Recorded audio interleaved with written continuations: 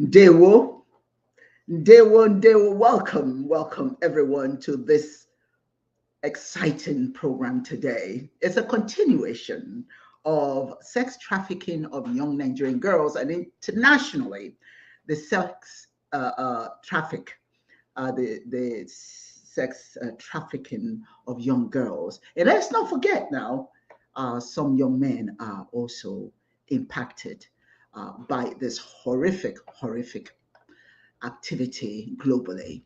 But I want to welcome you and thank you so very much for joining me again today. See, this is something I have a passion for. And I believe if you have a passion for something, then you must follow through.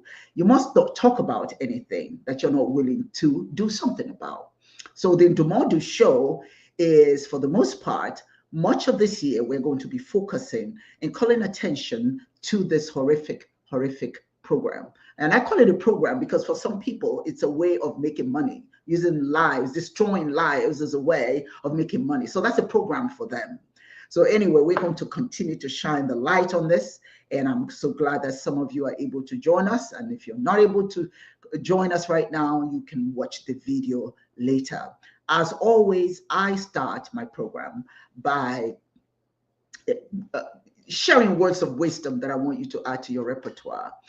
For me, helping others is crucial for so many reasons. And it often leads to personal benefits as well. So, because sometimes we think that when we're helping others, something is being taken away from us. Not necessarily. Yes, something may be taken away from you, but you will be getting other things back. When you help others, you're creating a level of connection. So acts of kindness foster relationships, and it helps to build community, even when you're not paying attention to it, even when you don't know. By creating connection, by giving acts, engaging in acts of kindness, you are creating an opportunity for yourself to connect with your community, to foster new relationships and strengthen old ones. See, when we help others, we strengthen our bonds. And I say we strengthen our bonds with the Most High, because only through another human being can another human being get help. You can pray and pray and pray for until you're blue in the face. But oftentimes, what happens is the universe hears you. The universe hears the prayer. Chineke takes that prayer and puts it in the heart and mind of somebody who make that prayer, that ultimate objective in that prayer, to become a reality. That's what you do. When you help somebody, you become the instrument that Chineke uses, God uses. God has a different name in different tongues. In my language, it's Chineke. And so it's important for us to take joy in helping. A sense of belonging, that's what we're creating. And I don't know about you, but it does enhance your own personal well-being, your overall well-being. That's why it's so important to be engaged. When I say engaged, I mean look beyond yourself. Look beyond your own needs and see the needs of others, and see where you can be the cause of the reason for happiness. Your participation, your engagement, your helping others boosts happiness, your happiness and someone else's. It triggers in your body endorphins, that's what they're called, the feel good hormones. Anytime I do something for someone, I just feel so good about it. And so when somebody does something good for me, I may have achieved all kinds of accolades, but sometimes I just want to let the person know, or the people know, that what you've done is a feel-good activity, and I just want to thank them. You get thanked in ways that you may not even know because of your good deeds. And believe it or not, it does increase happiness and satisfaction in our lives. It does for me. It should for you. It should for all of us. And another thing about doing good is it does help those in need to broaden their understanding of different life experiences and challenges. Or rather, it helps us who give to see the differences, to be grateful for what we have, see life experiences of others and the challenges of others, and say, wow, how lucky I am. How lucky am I that I'm not in that situation? Not necessarily to be condescending, but to just be grateful that perhaps when you are complaining, there are people who are doing worse than you are, and you can really help. And let me say this. When we assist others, we often create a network of support. Those we help may become allies and resources for us in the future, establishing a cycle of mutual aid, if you will. These girls that we are trying to help, you don't know in the very near future, they could be the source of helping other people, other girls. So we enrich our lives by uplifting others, by being compassionate and supporting for others, and supportive of others, rather, is the word I'm looking for. So that is my model for you today. And I want to, before I go any further, I would like to invite my special guest today. She was with us last time, and I'm very, very excited to bring her back in. She's a specialist in what she does, and she's going to talk a little bit more to you about what she does. But before we bring her in, I would like to, some of you met her last time, but for those of you who didn't, let me just briefly introduce her to you. Dr. Nnenne Onyioha Clayton is a specialist in human trafficking research and programming. She was a program manager at the School of Social Work at the University of Georgia. She's committed to well-being, well-being and social justice. She's going to tell you a little bit more about who she is as she goes along. But it is indeed my honor and my pleasure to bring her into the studio. Hello, Queen. How are you? Hello, Chief. Thank you for being here. What joy it is to have you back again. How are you doing today? I'm doing great. Thank you. And it's an honor and a pleasure to be here as well. Very, very good. Inviting me. I've got to say this to you. I'm dressed in red, but I want to tell you why I'm dressed in red. I'm dressed in red because red is supposed to be vibrant, It's supposed to denote, it's supposed to tell people you're on fire. Whatever it is you're doing, you're excited about it. And that is why I'm dressed in red. Yesterday, I had the wonderful opportunity of being interviewed by TVC television in Nigeria. So I'm going to before you start talking, I'm going to take a minute and just play a little bit of that video. Share that. Child sexual abuse and exploitation is a grave infringement on a child's rights, dignity, and well-being. Girls who have been subjected to this horrific fate often suffer from infectious diseases, pregnancy, mental illness, substance abuse, and violence, which can forever alter the natural course of their growth According to the United Nations International Children's Emergency Fund, UNICEF, child prostitution is one of the greatest infringements of rights that children can endure. The statistics are even more alarming, and the estimated 1 million children are forced into prostitution every year globally, with the total number of prostituted children estimated to be as high as 10 million. Joining us via Zoom from the United States is President of the African Women Mobilization Commission, Dr. Uwa Onyioha Osimiri. Sorry for, for doing that to your name. Good morning and welcome to the program. Good morning to you. Thank you so very much. All right. I'm excited to be here. Okay. The figures we've just reeled out are alarming. The wickedness, the hatred that somebody needs to muster to do those very horrific things are unimaginable. But could you tell us if the figures are increasing or reducing? Well, the figures are not necessarily reducing, but may I just say thank you very much for having me here and give thanks to the Most High, Chineke, and my ancestors and my mother and father, Nnenne Onyioha, who is the founder of the Godian religion or Chiism in Igbo, and my mother Noha, and my ancestors. Please understand that's important to me, because if I start talking about anything, it's because of them that I'm here. So in terms of if the numbers are increasing, the numbers are indeed increasing. It hasn't really necessarily gone down because not much focus is on this issue. There's so many things going on in the world today, particularly in politics. And most people are focused on that. I'm in the United States, obviously, so there's so much focus on the politics of the moment. But the very, very important thing that involves children, our girls in particular, is not being managed at all. So it's something that you don't focus on, you ignore, you see. So unless there's focus, then there's work being done to reduce the numbers. That's not happening.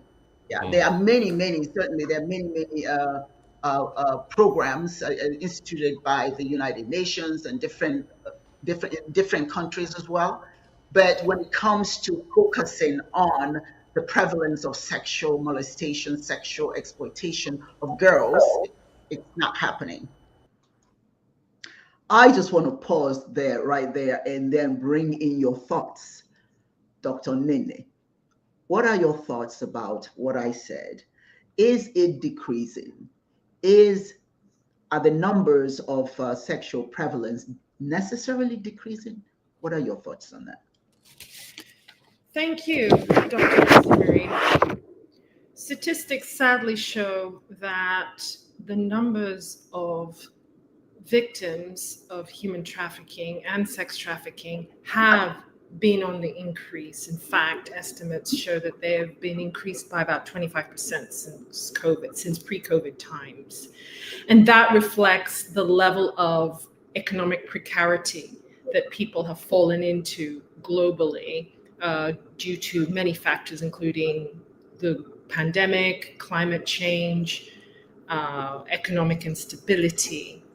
So it is really, really incumbent that governments strengthen social safety nets and economic policies and social services to prevent and address these vulnerabilities. And so it is a systemic issue. In my work, we have come across this, and the more unstable systems are, the less the social safety nets for the most vulnerable, and we're talking about the most vulnerable here, then the more likely that they will become victims of human trafficking. So yes, there's an estimated, I think, almost 50 million in estimate around the world who are being trafficked. Most of them are women and children. And because data are lacking in this phenomenon, it's quite likely much higher than that. So yes, you are right in that this phenomenon is sadly on the increase. Yeah, well, there are some situations, you're very, very right. There were some situations that caused it to increase that may have leveled down a little bit as far as the online trafficking. That was during COVID. So Sure. there was a lot of that.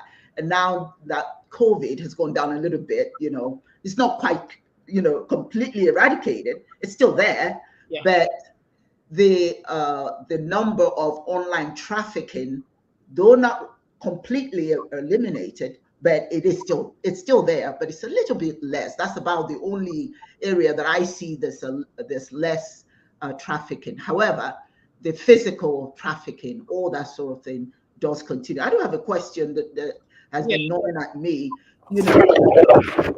So what I know we talk. Is that my phone? It's not my phone. From? It might be someone else. I'm not sure. I don't have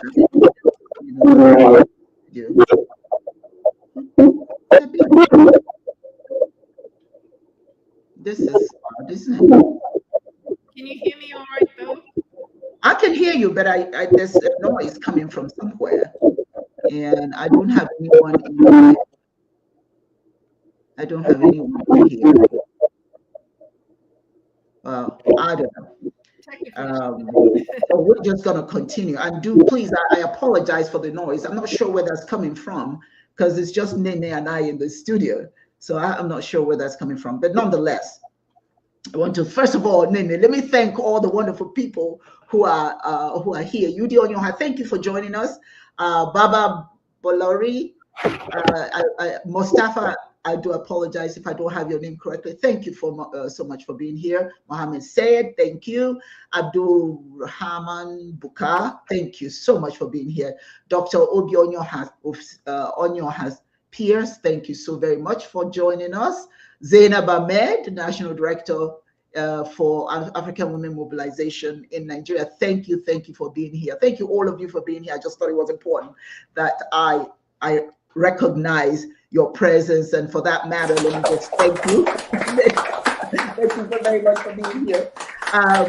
Going back to Nnenne, what I know, we've talked about the fact that poverty has something to do with it, yes, but what other things contribute to vulnerability of girls in particular? In particular, yes, that's a great question. There are certain commonalities in vulnerability to human trafficking, starting with youth. Young girls, young women who don't have a lot of life experience, maybe naive and trusting. They can obviously be targeted by traffickers and often are. Those who come from unstable family situations and are exposed to behaviors such as drug taking and things like that may also be vulnerable because of the networks. I'm sorry, I'm getting distracted by these comments. How do I turn off the comments? Oh, don't worry about it. Okay, I will turn it off. Thank you. Go ahead. And other vulnerabilities, again, we've mentioned poverty, we've mentioned youth, we've mentioned lack of a social safety net, in the family unit, in the community unit, and also exposure to sort of drug taking. And in our research, we found that knowledge of prostitution or commercial sex acts also increase the chances. Child abuse obviously is a big factor. Could be physical, could be emotional, could be sexual abuse. That predisposes them to being trafficked as well. And trafficking could happen domestically as well as internationally. It could happen, within. It could be familial. It could also happen through friends and strangers and criminal networks. I see. Well, when they are trafficked, when a person is in a trafficking situation, what challenges do they face with leaving their situation? Why do they stay? It's almost like a woman in an abusive relationship, Right. you know, because for some reason you're going to ask, why are you still there? Why don't you get out? But for a lot of them, it's not easy. So why is it not easy for a trafficked person to leave? Well, it's for the same reason. It's for the same, a lot of the reasons that keep them there are maintained during their captivity. So they feel they are disempowered, they feel vulnerable. The trafficker has installed psychological fear and control in addition to exploiting their vulnerabilities, such as poverty. So the victims may be afraid of retaliation if they report their traffickers to the police or try to escape. They may, if they're a little older, have been brought into the country through irregular migration routes, and so be underdocumented, and so be afraid of being deported. And so, you know, that's another vulnerability that's being exploited by the trafficker. They may not even self-identify as victims, you know.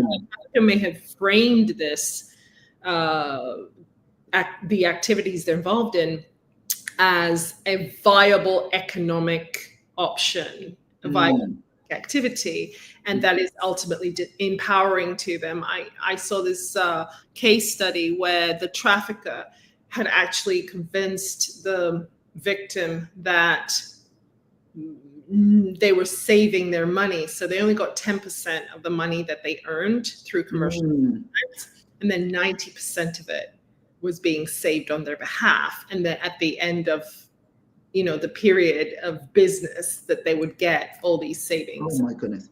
Yeah. So they do think, some of them stay because they think, okay, well, I'm going to get out of this eventually. And when I do, I've got all this money saved up. But it's not really that. That's not what's happening. Yes, exactly. And they may also be isolated and they often are isolated from the community at large, from their families. And so they don't get the perspective and other people's perspective on their situation. They don't get eyes on them.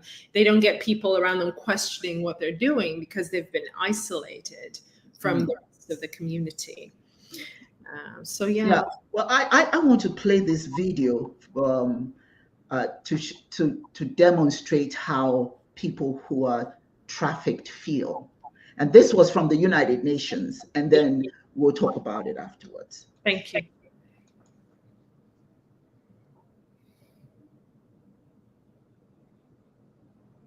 Today we will hear from several extraordinary individuals who have endured the worst forms of human exploitation and survived human trafficking. I welcome each and every one of you and thank you most sincerely for your courage, commitment, and generosity in sharing your stories of pain, suffering, and redemption. My story happened in Ljubljana, Slovenia, where I moved in September 2004. I moved there to continue my university studies. I was alone and distant from all my friends that I had, from the world that I knew. And then I quickly found myself surrounded by strangers. One of my new friends, a girl, she said her name was Romana, offered me to stay in her apartment, since at that moment I did not know where I'm going to live. She was very kind to me and supportive, so I entirely trusted her. I was looking for a part-time job to support myself during the school year. One day, in October 2004, she came home and told me that she had organized an interview for me at an accounting firm. After that, I never saw Romana again. म मेरो आमा बाबु बुवा खेतीबारीमा काम गर्छु कुनै अर्को रोजगार थिएन म इराकमा काम मानव तस्कर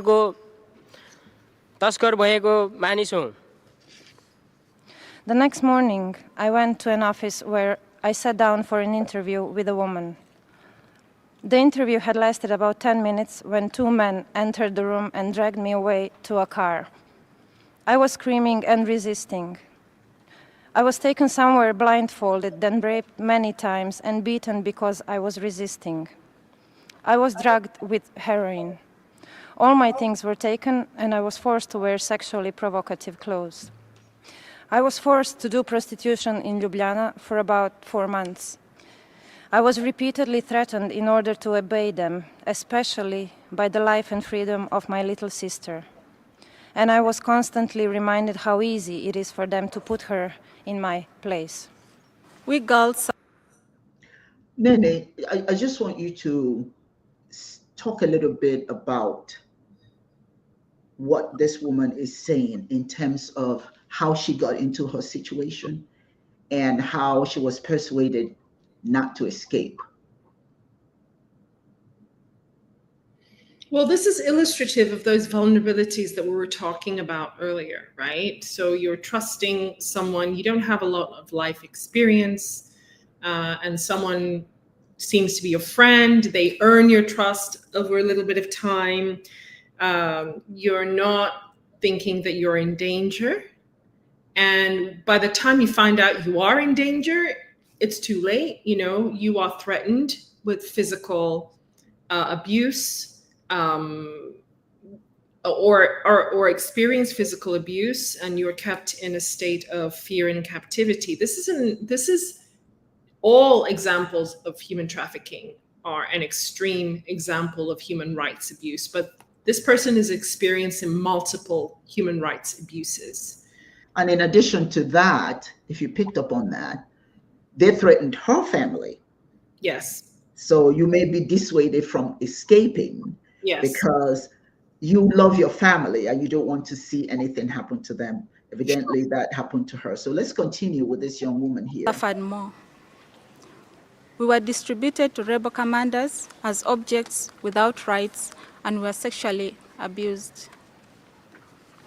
We had to carry very heavy loads, cook and do other duties, including digging in the gardens in the rebel camps. I was given to a man who had 20 other abducted girls, and he was a brutal man, and I had 2 children with him. Victims should be at the center. Before we continue, did you hear what she said? Yes. She was like, she wasn't a human being to these men. Exactly.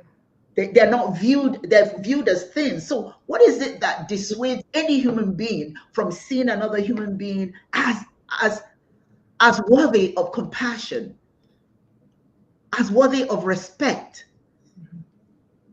What are your thoughts on that? Yes, I think it's absolutely horrendous. And it's, you know, it's not something that, this is a whole different topic, right? Getting into the minds of a criminal, you know, and it's like, you're the psychologist. Yeah. Well, I want your thoughts too. Well, my thoughts are often that, you know, people who dehumanize others have often been dehumanized themselves. Yeah. You know, and so this is why it's more than just isolated issues. This is why it's systemic, because people who are desperate to do anything to get money, and people who are maybe, and I'm not trying to sympathize with them, but I'm just saying, you know, I'm making observations that people who have been brutalized themselves, and maybe systematically brutalized, perhaps by being in a gang or being part of a militant group or something, they have certain psychological ways of breaking people down and building them back up in a way to serve their purposes, you know, in a different image. And so who knows what made the monsters they became. You know? There's also a power play there. They are used to gratify officers. Did you pick up on that? That's what she said. Right. Power play. They're used to gratify officers. Yeah, this is all about abuse of power. Absolutely. Yeah, absolutely. There's a power play there. Yeah, and it's natural. Like I say, you know, people usually are not born wanting to steal other people's, you know, power and agency like that. Yeah. So let's continue with this other of our response to trafficking. In my reports and in all activities I've carried out within the framework of my mandate, I have emphasized that the basis of our work should be the adoption of a victim-centered and human rights-centered approach to combat trafficking. I was in captivity for 7 years and 10 months, and I escaped in the year 2004 when the rebels had come back to northern Uganda. I could take months talking about what I went through and what I saw. But I must be brief, so I will tell you what I think must be done to help others like me. The affected people should be given support to recover psychologically. They should be given counseling, accepting them back to the community. They should have physical support, health provision of basics like shelter and others. They should. I want to stop right there. Education of the community is so important, because in some cases, these victims are looked down on. Society looks down on them. You know, as if they're impure. They've been, you know, they don't belong anymore. They're some people even use the terminology spoiled. Can you imagine that? The person has been spoiled, so that they're less. They deserve less opportunities to mingle with the rest of us, if you will. You know, what are your thoughts on that? Yeah, that's disturbing. That's yeah, disturbing. It is highly disturbing, and I don't want to pass any value judgments on, you know, anyone, but there are certain cultural norms that are disempowering to women, that do prize certain attributes of women and girls as what makes them human and worthwhile human beings, right? And so what you said was key, which is educating the community in rights. For a start, you know, having rights education is really important. Understanding with compassionate eyes and empathy the struggles of these girls and women, and understanding their perspectives. You know, this is what's called a victim-centered approach, where you take your cue from the victim themselves. You understand the narratives, the stories, what shaped them, their experiences, their marginalization, their economic disempowerment, maybe their lack of education, their lack of access to education, access to services, access to opportunities, and so on. And so you need to, at the same time, educate the community as well as the survivors and victims, or those vulnerable to trafficking, in their rights, in their potential opportunities, who they can become. And that is a cultural shift. That is a continual cultural norm building, norm shaping that needs to happen in all societies, you know, to varying extents. So I would like to see be given educational support. There should be protection, where each member state should protect its citizens, and especially the vulnerable women and children during wars and conflicts. They need to train the police and officers and prosecutors so that they can identify and protect victims. We need to provide victims with service like the one that I received from Sanctuary for Family. There's something she said there that you're shaking your head, you're nodding your head, you may have picked up on that too, is that they need to prosecute. They need to prosecute those who engaged in these activities. But do you know what the problem is, Nnenne? The problem for me, for what I see, why it's so difficult to prosecute, is the fact that a lot of these people, a lot of these countries, you have people in positions that could do something who are corrupt. So you can stop any prosecution with money. All you have to do is bribe them. and that's it. That problem goes away. That happens in Nigeria. I know that. In some places, not all of them, because I don't want anybody to say, "Oh, I said it's all Nigeria." No, there are some situations where the police are aware of what's happening, but you bribe them, and that's it. The problem goes away. You see? Yeah. So yeah, that happens, and also misclassification happens because there is not enough capacity building that has happened for criminal justice actors to recognize the signs of human trafficking. I mean, since the Palermo Protocol in 2000, that was the UN convention passed against human trafficking in 2000, there still is not enough knowledge in the criminal justice system about what trafficking looks like, how to classify it as a crime, how to prosecute it as a crime, and how to work with the victims of human trafficking who have been traumatized, who may be reluctant to testify, or who may be scared of criminal justice actors like police because they often criminalize themselves when they get caught up in this situation.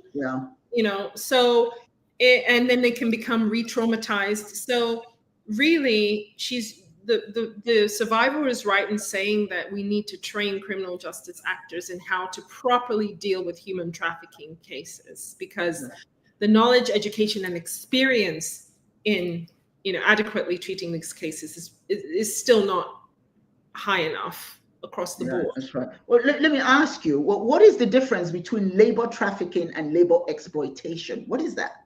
Yeah. Well, labor traffic, it's like the labor exploitation, if you imagine like a wedge, a spectrum, is sort of the thinner end of the wedge. And then that's labor exploitation. Then labor trafficking is the thick end of the wedge. With labor trafficking, you have a lot more curtailing of your freedoms. You are compelled to do work that you may not want to do, whereas labor exploitation, you have more agency in what you do. You may not have in labor trafficking, you may have your personal papers, passports, identification documents confiscated, right? Labor exploitation is pretty bad too. Okay, don't get me wrong, but you have more choice to leave than you do with labor trafficking. You have more agency, more ability to leave that situation if you so choose. Yeah, you know what? I think that it's very important for all of us, to know that there's something we can do when we see it, when we see the problem. Now, I've talked about this, and I shared it in this the interview with TVC.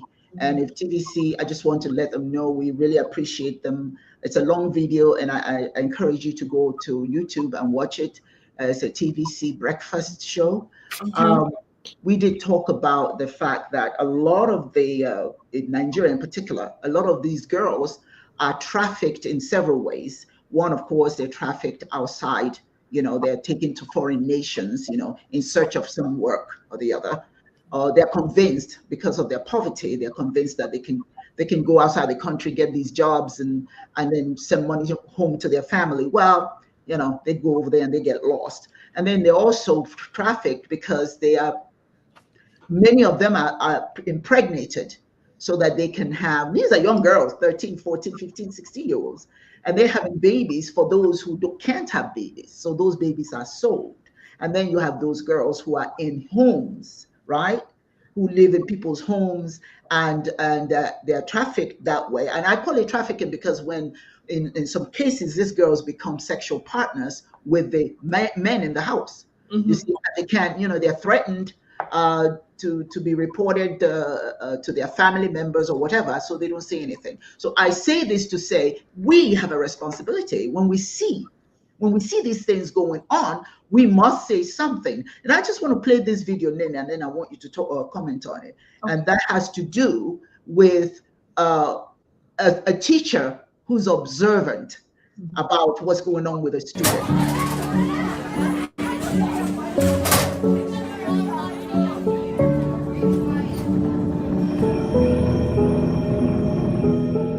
Mia, can I chat with you for a second, please? I'm kind of late. I've been wanting to talk to you for a while. It'll just take a second. Sure. You haven't been making the kind of progress that you used to. Is everything okay? I'm fine. I'm just tired a lot recently. Ah, I see. Is there anything that's keeping you from getting a good night's sleep? Not really. My mom's between jobs and asked me to cook and help out a lot. And I work some nights to help make ends meet. Can I go? Where'd you find a job? Can I borrow your phone to call my ride? What happened to your phone? My boyfriend said he would replace it a few weeks ago. A few weeks ago? Sure, you can use my phone, but can you promise to make an appointment to see a school counselor? I hear Miss Mosley is fantastic. Sorry, baby, I got held up at school. Yes, I'm ready. All right, I'll meet you in the same spot down the street. I'll wait. Sounds like you have a moment before your ride gets here. Let's walk down the hall and sign up for an appointment right now. How about... I don't need any help. I'm sorry. I'm just tired. I've got to go. Mia, I know we're just teachers at school, but you should know we really do care and we want you to be happy. You were doing so well until the past few weeks, and we want to help you get back on track. Whatever the issue. You know that, right? Yes, I just don't think you all would be able to help me. Well, it doesn't hurt to talk to someone. I'll walk you out and we can stop by the school counselor's office to sign up for an appointment. Okay, fine. If you suspect a young person you work with is experiencing exploitation or may be a victim of human trafficking, follow your organization's protocol for reporting child endangerment or call 911 if someone is in immediate danger. Causing someone under the age of 18 to engage in a commercial sex act, regardless of using force, fraud, or coercion, is human trafficking under U.S. law. Download Blue Campaign's How to Talk to Youth About Human Trafficking Guide, which can be found at www.dhs.gov/bluecampaign. Your thoughts? Yes. The community has a huge part to play in this often hidden crime, in identifying it. Okay, this is something that each and every one of us has a responsibility to look out for. Now, in this particular case, the teacher was very observant. They noticed a change in the child's behavior, okay, and the child's demeanor. That's a sign, a sudden change in their demeanor. That could be a sign that could ring alarm bells. If you notice that they're perpetually hungry and or appear malnourished, you know, traffickers can use food, the withholding of food, to control their victims, or the promise of the reward of food to control their victims. Bruises on the body as well, or signs of physical abuse, you know, should ring alarm bells, should be a red flag. And when you talk to the victim, they may be very reluctant to share information about their situation, where they're going, who they're going to see. They may be very cagey with sharing details, very vague and dismissive, because of course they're afraid of their trafficker and retaliation if they should share anything about the situation.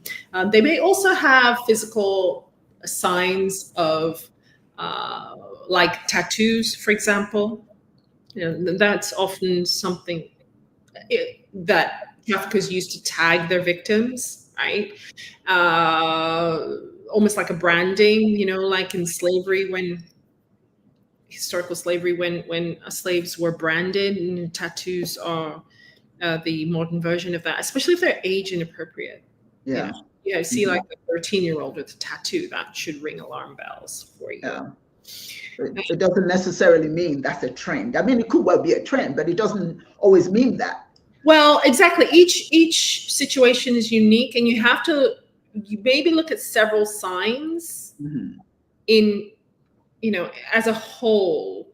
It's not just one thing, right? If if they seem absolutely normal and they suddenly get a tattoo, you still question it. You say, why do you have this tattoo? You figure out whether it's within the norms of, their regular daily life, right? Yeah. And they may be more isolated. They may become more withdrawn, for example. That's the other sign. They may be inappropriately dressed for their age, or they may use sexually charged language that's not age appropriate as well, for example. So they may be hypersexualized for their age.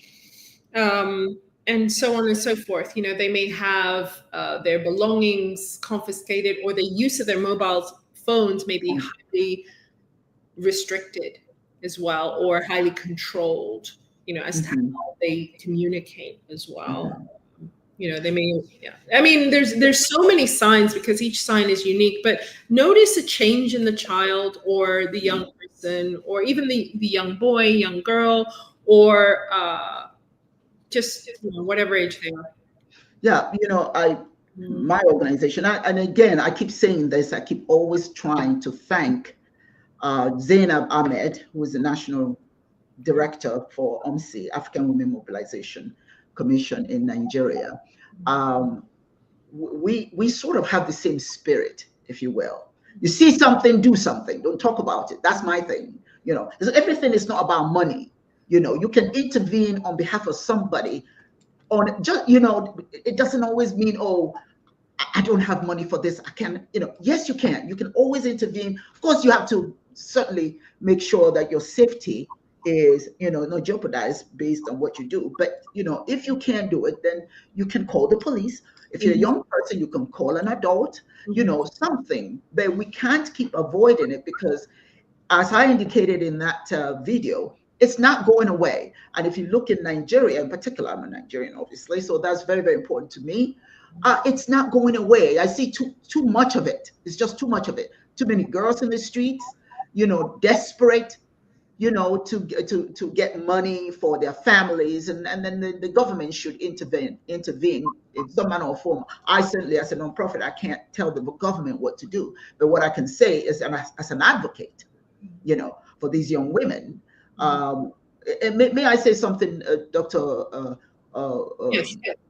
Pierce? Clayton. It's important to understand one thing, and that if you don't say something now, right? That may be tomorrow. That may be you. That may be your own child. That may be your niece. Or even nephew, because boys are getting trafficked as well. There are some people who would prefer boys, so boys are trafficked as well. But in my community, in my organization, and again, because of Zainab, who is in Nigeria, so she has firsthand, awareness of what's going on around Nigeria. So whenever she finds a problem, she calls me. She says, "Okay, mother, listen, this is happening. This is happening." And I say, "Okay, we have to do something," because I don't believe in just turning my back. I just can't do it. I may not have the money to throw at it, but at least I can show some level of compassion. I do the best I can to give some funding to some of, last time we talked about this young lady that is trafficked by the grandmother, and her name is Halima Mood, and we refused to just let it go. So the national director, Zainab, has been in touch with the family, and I just want to play the video of just an update, if you will. And the other thing is that we're trying to get her started in school, okay, because she wants to go to school, but I want you to hear her. Ciao, my queen. I said, let me do the video very well. This is Halima's grandfather. Baba, Irawuni. Sanu ya fama ya kokari. Yawa. And this is Halima. Ya kike. Sanuto. And this is her grandmother. Mama, ya kokari. Alhamdulillah, na gode. Yawa, to yayi kyau. Yayi kyau. Halima, ko kina da bayani da ake faɗa ki kalla sai ki yi magana. Jama'a ina godiya da abin da kuka mun. ba abin da zan ce muku sai dai ce na gode Allah ya saka da ni kun cire na cikin wani yanayi wanda ni kaina ba na son in ga kaina a ciki. Na gode kun nema mun rayuwa mai kyau. Ni ne da godiya kuma ina fatan Allah ya sa kuma ƴaƴanku su mutu. Allah kuma ya sa kowa ya gane abin da muke yi ba daidai bane ba. Masu ire-ire yin wannan masu shiga yanayi yanda ba su san yanda za su yi da rayuwarsu ba. Allah ka ganar da su, Allah ka taimaka musu. Ka zo nan ya haya za ka translate abin da ta faɗa. Ni ma kuma ina godiya da abin da kuka mun sai dai in ci Allah ya saka da alheri. Allah ya biya ku. Amin amin. To mama sai godiya. Ni ma ina godiya gare ku ba abin da zan gaya muku. Sai dai Allah ya saka muku da alheri. Amin. Amin baba fa. Sai godiya. Sai godiya. Mun gode. Sai godiya. Yawwa. Gode. Can you Halima has said something that really touches my heart. So I don't even know how I will explain it the way my queen will understand. Can you say what she said? Okay. Halima said she's very grateful for you coming into her life, that you touch her life in such a way that she realizes what she's into is not good. And as many children that already are on this path of destruction, but through your effort and your organization, you have influenced her to see how she can go into a direct direction, good direction, that she can become something in the society. And she's still praying that she pray for those that are still there in the living bad life, that God will help them, and God will raise people like you to help them. And she said, the last prayer she said that she prayed that let your children do what you have done for her. That is the translation for what Halima said. Oh, my queen, how I wish you hear what Halima said. She said before she's into doing bad things. Her company into prostitutions, where drugs addicts are. This is where she goes, at least to get something before she can eat. But now we have teach her that all these things is not good. So she says she pray for her friends that are left behind, that someone like you will come to.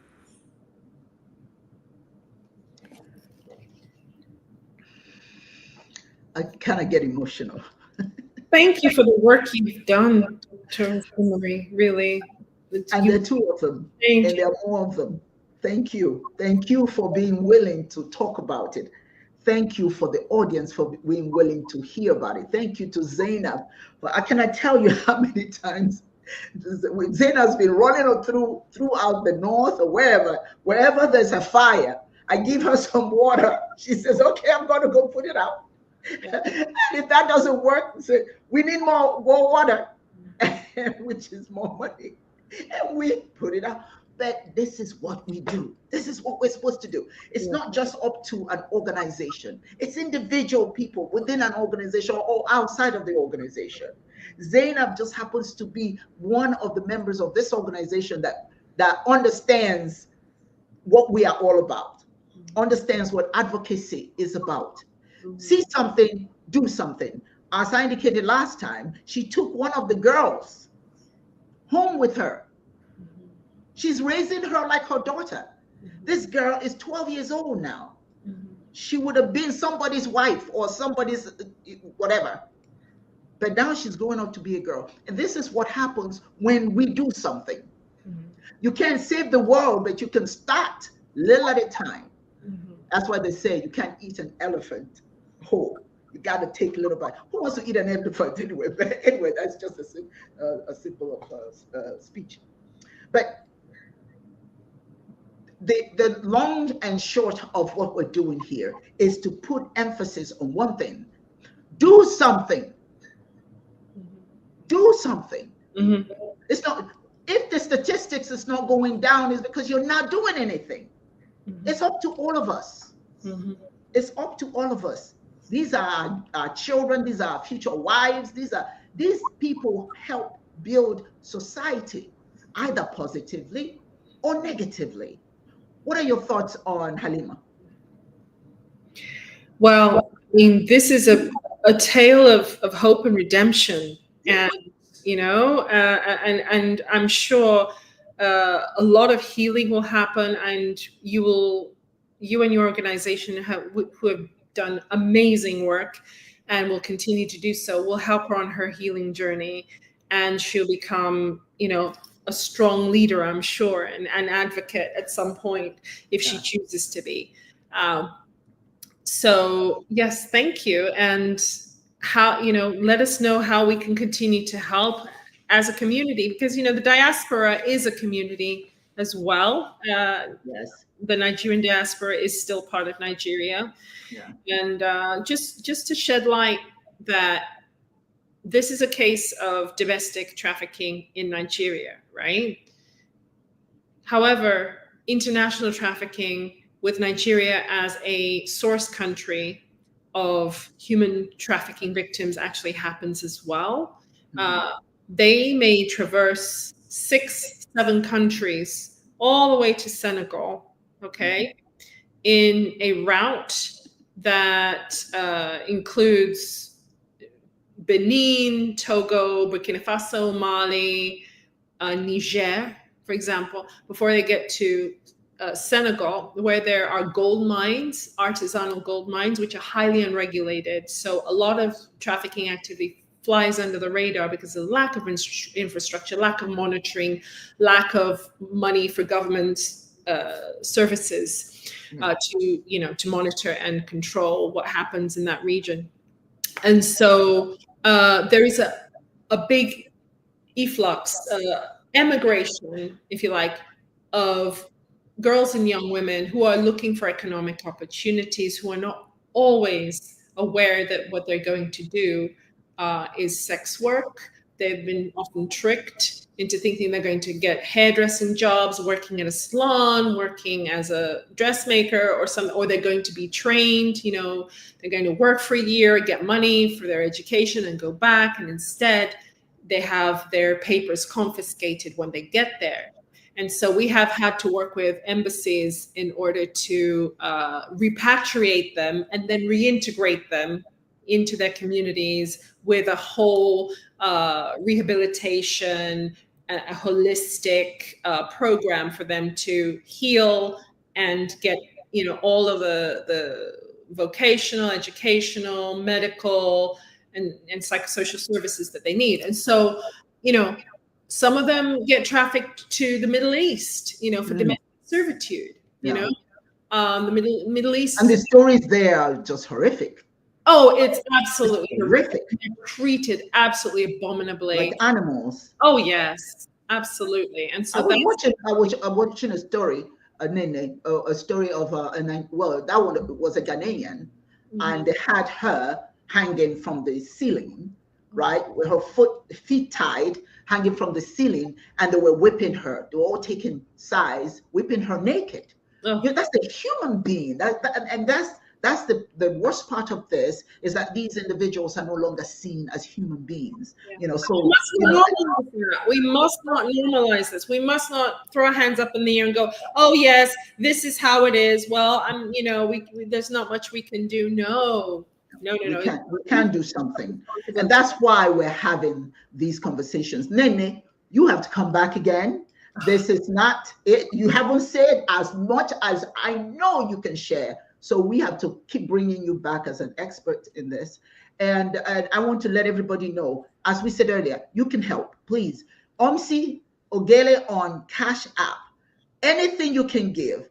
I have this scrolling. This is how we're able to get some of these people out of their situation. And then I have a good news. It's a gentleman in Borno State that has announced to us and contacted my national director and said that they want to work with us. They want to meet me. They want to meet, you know, they're very proud of what she's doing, what we're doing. And they want to put the money behind what we're doing so we can get these kids off the streets. Please, I'm telling you, for that gentleman, applause, applause, applause. That's people who are doing it, not talking about it, they are about it. So I applaud this gentleman. I haven't met him yet, but I'm looking forward to meeting him. I want to thank Zainab. Zainab, thank you so much. You know I appreciate you. We love you so much for all that you're doing. Every time there's a fire, you're willing to go and put it out for all the OMSI members out there in Nigeria and here in the United States, doing all they can. Because let's remember, like Dr. Nnenne said, we do have the same issues here. So we're not just, we're talking about Nigeria, yes, but the same thing happens here. There are many African-American children who are missing here in America. They're missing, you know, where are they going?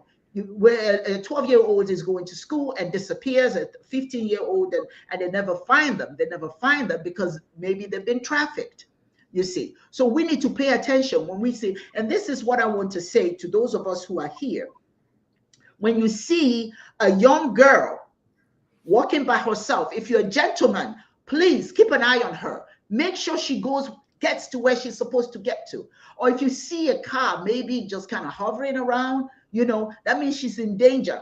You don't have to walk up to her because that must scare her, but you can certainly walk behind her, you know, and be incognito somehow. You know, we just need to look out for our own people. You know, we cannot expect any good thing to happen that we're not willing to do. All right. So I'm going to play a video of the African Women Mobilization. So please bear with me so that you can know a little bit about our organization and what we do, because we really work. We really try very hard to be a part of the solution. We don't always have everything we need, but perhaps this is where you come into play and help us. Why do 75% of young women in foster care miss out on STEM opportunities? We're here to change that. The African Women Mobilization Commission is on a mission to transform lives through STEM education. Our new program targets young women aged 18 and up, especially those from foster care and low-income families. By providing a supportive environment and access to quality STEM education, we're equipping these future leaders with the skills they need to thrive. Our center, in collaboration with Integrated Living System, offers housing and a day schooling program focused on STEM. Imagine learning from top-notch professors and industry pros right in your own community. But it's not just about education. We're talking holistic support, healthcare, counseling, a safe place to live. We're building a community where these young women can truly belong and succeed. Join us in this transformative journey. By investing in their education and well-being, we're fostering a new generation of women leaders in technology and science. Your support makes all the difference.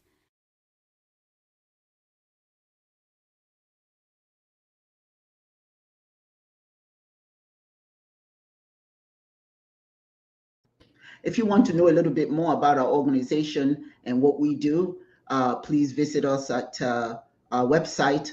Let me see, I'm trying to put that up here. That's omsiglobal.org.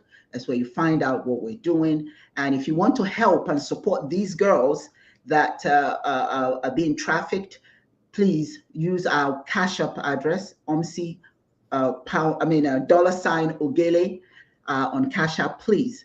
I want us to help more girls. We're going to help this one. We want to help as many as possible, but it can't be our collective work. It can be our collective work. So I want to thank all of you, all the individuals who have joined us today. I want to thank, who's this?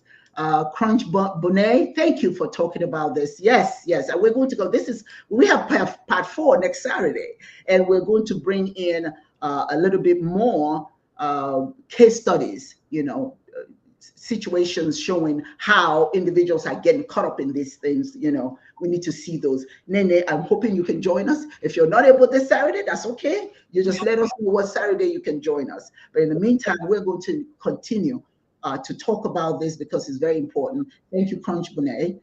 Zainab, thank you so very much. There's Zainab. For those of you who want to know, there she is, a beautiful woman, that beautiful queen. There she is right there. And then of course this gentleman here, thank you, Baba Bolori Mustafa, thank you so very much. Uwa Onyioha. Yes indeed, I think we should all be mothers to the motherless, to those who cannot do for themselves. I'm glad you find me to be an inspiration, and I hope I inspire you to do a whole lot more than you thought possible, because you too can inspire others. Thank you. And then of course, Dr. Onyioha Pierce, there's also fear of traditional belief in witchcraft. Yes, we didn't talk about that, but that's true. That also keeps them spiritually, physically, and emotionally paralyzed. That's right. You know, in Calabar, I don't know if that's gotten any better. I should look into that some more.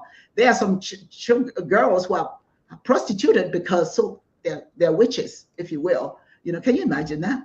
You know, so there's just so many reasons why they are being prostituted, and we need to be a part of saying that this needs to stop. DOCC, this is definitely a topic needed to be addressed, and yes, and that's what we're doing. Thank you so much for joining us today.